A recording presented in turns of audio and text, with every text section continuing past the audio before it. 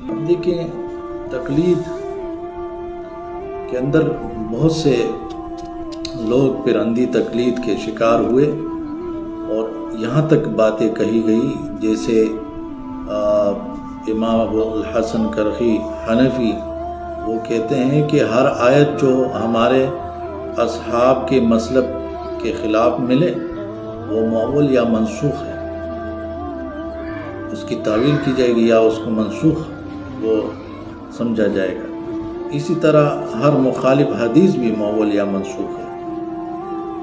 تو اب آپ دیکھیں اس قدر خطرناک بات جو ہے وہ انہوں نے کہہ دی، ما لا یجوز فیہ الخلاف بین المسلمین، کتاب صفحہ نمبر 95 میں۔ اسی طرح بدعۃ التعصب المذہبی، کتاب صفحہ نمبر 327 میں۔ تو یہ احناف میں ایک مثال میں نے ذکر کی، اور شوافع میں امام الحرمین جوینی، ان کے ہاں یہ دیکھا جا سکتا ہے کہ وہ کہتے ہیں کہ ہم دعوے سے کہتے ہیں کہ دور نزدیک اور مشرق اور مغرب میں آباد تمام عقل والوں اور عامت المسلمین پر واجب ہے کہ وہ شافعی مسلک اختیار کریں۔